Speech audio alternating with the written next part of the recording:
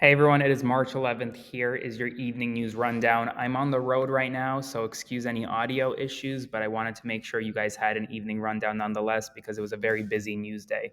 To all those who have become paid subscribers to my Substack, thank you so much for supporting my work. If you want to allow me to continue doing this full-time work, please consider subscribing to my Substack, which is linked down below by clicking the button below or becoming a one-time donor via Venmo to Aaron-Parnas.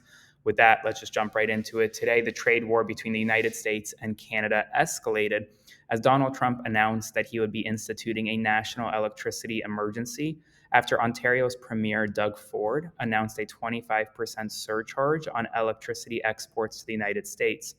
Now, Ford has since walked back that surcharge and will meet with Howard Lutnick, the U.S. Commerce Secretary, to negotiate a trade. Trump also previously threatened the imposition of additional tariffs on aluminum and steel for Canadian aluminum and steel, but right now it appears as though that's no longer happening. There's been major whiplash right now that has impacted America's economy, specifically the stock market. And today, the stock market continued its downward spiral, with the Dow Jones dropping another about 400 points, the S&P 500 nearing correction territory, meaning it's dropped 10% or so since its peak, and the NASDAQ is down just about under 1%. Recession fears continue to grow, although Caroline Leavitt, the White House press secretary, spent the day gaslighting the American public over the state of economic affairs in America, trying to downplay where the economy is at right now. I did a full breakdown of her press conference on my Substack. I would encourage you to check that article out. Meanwhile, Donald Trump spent the day at the White House looking over which Tesla vehicle he wanted to buy in support of his good friend and senior advisor, Elon Musk. He also announced that he would be labeling violence against Tesla dealerships as, quote, domestic terrorism, but did not provide any further detail. Now, obviously, there are some First Amendment concerns with labeling protests, lawful protests, domestic terrorism. So we'll see what that exactly entails. In addition, according to Semaphore, nearly half of the Department of Education staff could be laid off as soon as today.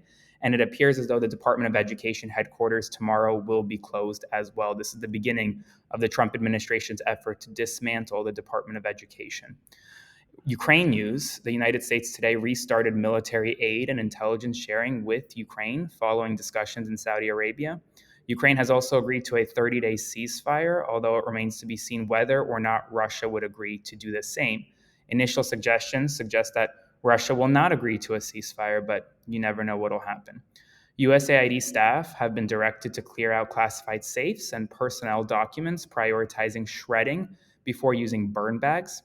The Texas Health Department reported 223 measles cases as of today. In addition, according to ABC News, Canadians staying in the United States for more than 30 days will now be required to register with the federal government. They will be required to provide their personal information along with their fingerprints. The previous policy did not require Canadians who stayed in the United States for longer than a month to register with the federal government, but that policy can be changed and will be changed now by the Department of Homeland Security, specifically Secretary Kristi Noem, and that will go into effect in mid-April. In addition, the First Circuit Court of Appeals denied the Trump administration's request to lift a nationwide injunction blocking its executive order that sought to end birthright citizenship for children born in the United States to non-citizen, non-resident parents. And the Portuguese government collapsed today after a no confidence vote, so there'll be elections there coming up. That is all the news of the day. I'll be back in the morning as long as I get sleep and I'm not super jet lagged. But if you want to support my work, click the button below, become a paid subscriber to my Substack today, or send a one-time donation via Venmo to Aaron-Parnas, and I will see you all soon.